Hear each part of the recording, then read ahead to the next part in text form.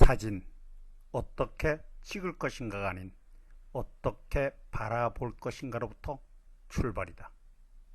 민초 김성택.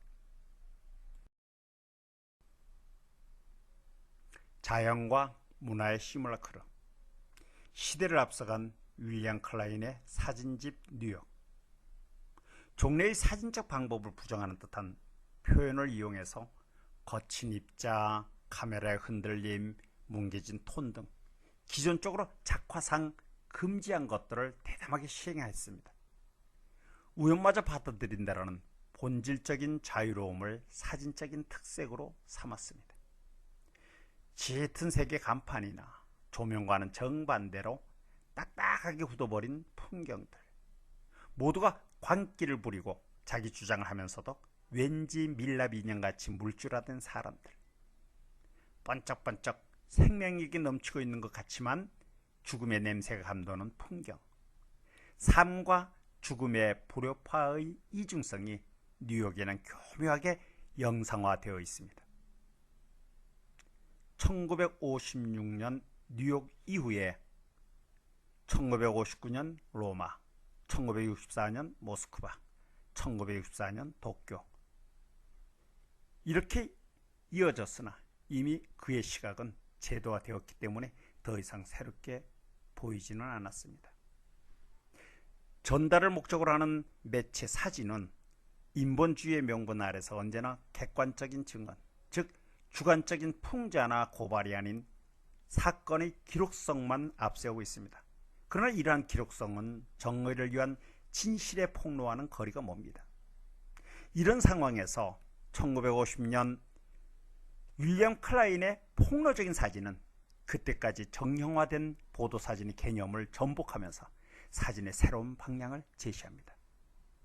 정신적 측면에서 당시 급속히 팽창된 물질사의 이면에 감춰져 있는 내재적 진실을 폭로한 사실이 윌리엄 클라인의 사진적 주제라고 말할 수 있겠습니다. 클라인은 사진의 표현과 그 형태 그리고 그 촬영 방식에서 외적 혁명을 가져왔습니다. 그의 사진은 단순히 도시의 배경으로 거리에서 발생하는 크고 작은 객관적인 그런 사건을 전달하는 사람이 아니라 사실적이고 상징적인 방식으로 당시 사회에 내재된 공공연한 것들, 특히 도시의 어두운 구석들을 폭로하는 전달자가 되었습니다. 말하자면 이미 사라진 19세기 풍속 화가들의 정보 전달자 역할을 다시 수행한다고 볼 수가 있겠죠. 더 이상 사회적 자료가 아니라 로버트 프랭크의 사진처럼 촬영 순간 작가가 감지한 어떤 개인적인 느낌이나 충동에 의해 드러나는 사적인 이미지로 이해됩니다. 지극히 개인적인 표현인 셈이죠. 그래서 대중의 눈에 유난히 신기하고 이상하고 기괴스러운 것들이 많이 등장합니다. 그것은 문화적 코드로 이해되는 상징 이미지가 아니라 공통적으로 어디서 많이 본 듯한 상황이나 암암리에 인정할 수밖에 없는 문화 현상에 관계되는 것인데, 이는 곧 집단사회에서 어떤 본질을 암시하는 문화적 신호로 간주됩니다. 신호는 그 본질인 동체를 예측하는 지표로서 보통 현실에서는 잘 볼 수 없는, 즉 인식할 수 없는 특이한 것들, 심지어는 초감각적인 것들까지 암시하는 감각적인 징후로 간주됩니다. 이런 신호들이 바로 클라인의 사진적 주제를 구성하는데, 이와 같은 사진을 사인 사진이라고 합니다. 클라인이 사진을 통해서 집요하게 추적하는 것은 거리의 갱들이 활보하는 뉴욕의 광란, 상업화된 도시의 간판과 광고, 도쿄의 이데오그램, 소련의 군사문화, 로마의 종교문화 등과 같이 1950년대 이후 급속히 팽창한 물질 만능주의와 후기 정부와 사회의 혼동과 무질서, 그리고 이데올로기 갈등입니다. 이러한 의미에서 그는 일종의 문화적인 암호 해독자인 셈이죠. 결국 로버트 프랭크가 반미국 이미지를 보여주는 The American, 미국인을 통해 위장된 현실을 폭로하듯이 클라인의 뉴욕 이미지들 역시 물질 만능의 반도시 이미지를 통해 풍자적인 방식으로 현대사회의 부조리를 고발하고 있습니다. 그의 사진들은 현대 물질 문명을 날카롭게 비판하면서 궁극적으로 현대 도시 신화를 정면으로 전복시키는 결과를 가져왔습니다. 그의 사진들이 추구하는 근본적인 의도는 모든 것이 물질 속으로 빠져들어가는 사물화 현상입니다. 새로운 문화의 과도한 물질이 배설하는 어떤 비물질적인 것, 시뮬라크로 순간적으로 생성되었다가 사라지는 우주의 모든 사건 또는 자기 동일성 없는 복제, 상호복제, 신용, 흉내, 가상, 거짓그림, 모조품, 가짜를 암시하는 그런 인공물, 간판, 광고, 글씨, 이데오그램 등의 문화적 신호, 이게 클라인의 거리의 언어들이죠. 이것들을 활용해서 인간의 사물화를 암시합니다. 하나의 팝아트적인 특성입니다. 이러한 언어들은 팝아트의 출현보다 대략 한 5년이나 앞서서 나타났습니다. 그러니까 클라인이 팝아트의 선구자라고 말할 수도 있겠죠. 그의 사진에 자주 나오는 네온사인은 자본주의의 새로운 상징으로서 당시 전 세계의 자본주의 도시에서 불고 있었던 하나의 열풍이었습니다. 또한 공중전화 박스 안의 여자들, 밤의 감시자들, 은행과 영화, 간판 수록원 뒤에 갇힌 계산원, 밀려오는 군중들, 열광하는 관객들, 궁극적으로 소비문화의 이데올로기 안에서 인간 더미와 인간 소외 혹은 경찰 몽타주의 상품화된 인간 유형, 즉 인간의 사물화를 암시하고 있습니다. 윌리엄 클레인이 대상을 포착하는 방식은 전혀 사건을 예측하지 못하는 우연성에 두고 있습니다. 클라인 자신이 사진적 행위는 동시에 일어나는 수백 개의 사물을 의식적이든 아니면 무의식적이든 순간을 포착하는 황홀한 순간이다 라고 언급했듯이 그에게 중요한 것은 객관적 만남이었습니다. 그는 현장에서 만나는 수많은 우연들의 다발, 다시 말해 무차별 촬영을 선호하고 촬영 후 암실에서 결정적인 장면들을 거의 직감적으로 선별하는 진행 방식을 가집니다. 특히 그는 급속한 산업 과정과 물질 만능주의에서 야기되는 인간성 상실과 소외, 그리고 문화적인 특이성을 암시하고 있습니다. 이미지는 무모하고 통속적이고 저속하고 뻔뻔스럽고 강렬하고 거칠고 난잡한 특징을 가지며 또한 거기에는 언제나 엉뚱하고 이상한 무엇이 출현하는데 이는 당시 문화적 혼돈과 무질서를 암시합니다. 이러한 장면에서 인간은 장식품이나 부속물 혹은 동물들이 물이나 때로 간주되고 도시 생활의 질식과 우글거림, 혼란, 뒤죽박죽, 와글와글한 군중, 범죄 소굴 등을 현대사회를 특징짓는 다량 유통으로 암시합니다. 그럼에도 불구하고 그는 언제나 자신이 역사적 증인으로서 직접 군중 속에 합류하면서 그들을 촬영하는데 이러한 군중의 합류에 대해 그는 다른 사람들 시선 속에서 나의 존재를 확인하려는 스스로의 자화상적인 만남이다라고 말합니다. 결국 클라인 자신이 확인하는 것은 우리 모두 살아있는 생명의 존재였다는 겁니다. 사진을 통해 포착하려는 것은 자연과 문명의 교차 면에서 발생하는 그런 무질서의 신호로서 예술적 형태로 나타나는 통속과 무모성이었습니다.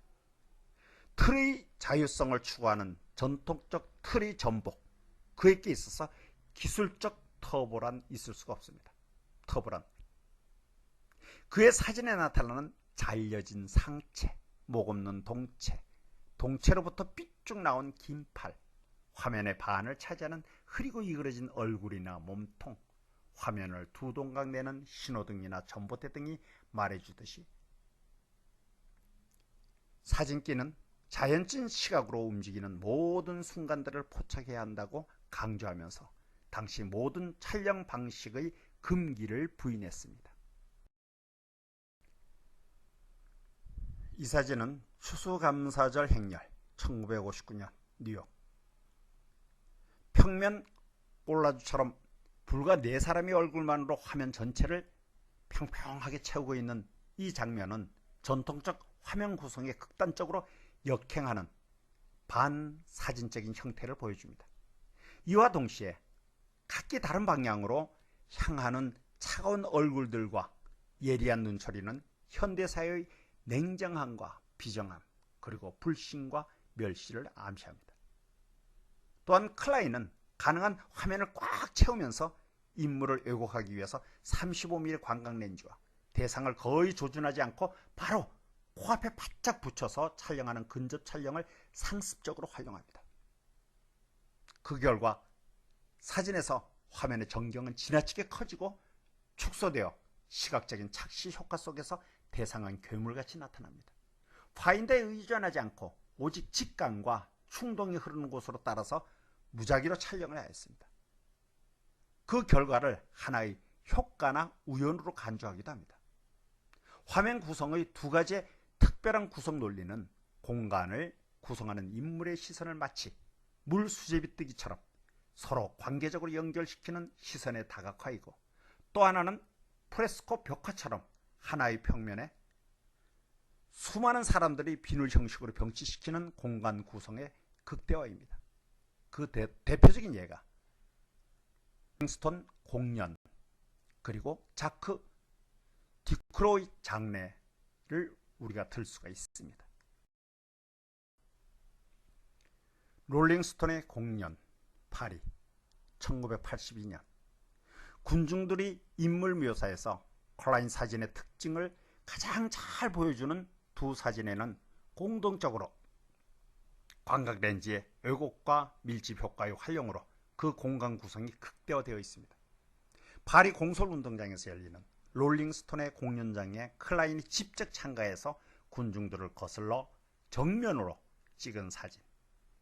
언제나 같은 방식으로 촬영을 합니다만, 훗날 인터뷰에서 그는 자신의 관중을 바로 코앞에서 찍었다는데도 공연 열기에 빠진 군중들은 전혀 눈치를 채지 못했다고 말합니다.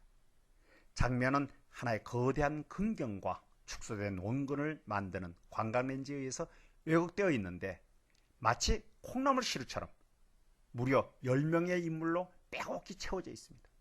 그럼에도 불구하고 인물들의 시선은 이상하게도 각자 다른 곳을 응시하고 있습니다. 이는 아마 당시 공연에 몰입한 관중들의 열기를 잘 말해주고 있는 듯합니다. 그런데 여기서 재미있는 것은 의도적이든 우연이든 여하간 장면 안에서 촬영 당시 누군가 렌즈를 쳐다보는 시선입니다. 결과적으로 이러한 시선의 교차는 자연스럽게 우리를 장면으로 끌어들이는 효과를 가집니다. 자크 디크로이 장례 파리 1975년. 이 장면은 1975년 파리의 당시 유명한 프랑스 공산 당수 자크 디크로이의 장례식 행렬입니다. 클라인은 몇몇 유명 인사들을 앞세우며 인본주의라는 큰 공산당 현수막을 들고 거리를 행진하는 군중을 정면으로 촬영을 했습니다. 그런데 여기서 특이한 것은 프레스코 벽화처럼 비늘 모양으로 겹겹이 구성된 인물 공간 구성입니다. 아마 이러한 구성은 광각 렌즈가 야기시키는 집단적 효과의 이유가 있겠지만, 촬영 당시 작가가 의도적으로 선택한 대략 15도 각도로 약간 구워보는 앵글에도 원인이 있습니다. 또한 서로 다른 방향으로 다각화된 군중들의 시선들은 현대 물질사회의 차가움과 비인간적인 불신을 암시하기도 합니다. 그러나 이러한 표현 방식들은 근본적으로 작가가 인간 존재를 벽면에 부조화된 기념물이나 건축적 장식물로 간주하려는 어떤 예술적 의도, 즉 인간의 사물화로 볼 수가 있습니다. 클라인의 사진을 짓는데 또 다른 형식적인 특징은 예컨대 순간 동작, 제스처, 찰나 등과 같이 생명체의 움직임을 암시하는 사진적 표현들입니다. 이런 목적을 위해서 125분의 1초의 노출 속도와 긴 노출로 자국을 남기는 하나의 오픈 플래시 효과, 즉 움직이는 자국을 활용합니다. 특별히 우리가 윌리엄 클라인의 사진에서 좀 더 관심을 가져야 하는 중요한 것이 있습니다. 그것은 1980년대 이후 후기 구조주의자들이 자신들의 특별한 담론, 즉 존재의 특이성을 설명하는 이론적 모델이 되고 있다는 사실입니다. 왜냐하면 그의 사진에는 다른 작가들이 사진에 비해서 전혀 예견치 않는 이상하고 특이한 것, 그리고 엉뚱하고 별난 것들이 많이 보여주는데, 이것들은 하나의 사진에서 한 부분으로 전체를 짐작케 하는 제휴법, 다시 말해 어떤 현상이나 문제 자체를 해결하는 열쇠와 같은 역할을 하기 때문입니다. 모스크바 5월 1일 노동절 1961년, 순간적으로 주위 사람들의 시선을 집중시킨 러시아 왕족 계보를 가진 할머니의 포즈, 예견치 못했던 어떤 조롱, 불안, 멸시 등 다양한 심리적 기질을 보게 되고 자료로 읽게 됩니다. 모자, 의상, 머리 등 사진은 우연히 발견된 하나의 오브제로 간주하듯이.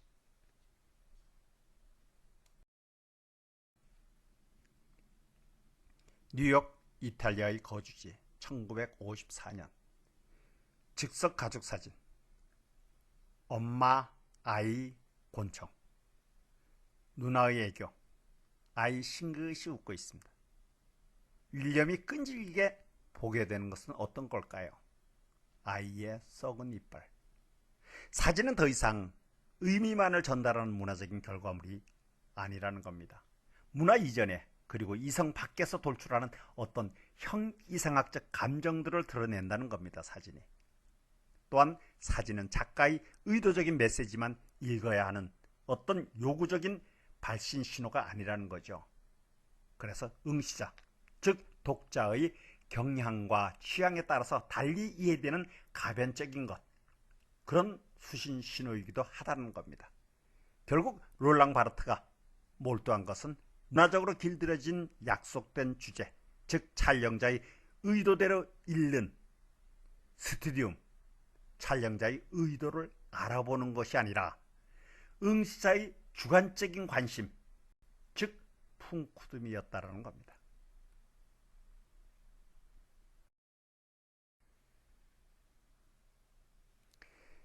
현대사진의 시작, 자연과 문화의 시뮬라크루, 윌리엄 클라인 편을 여기서 마치겠습니다.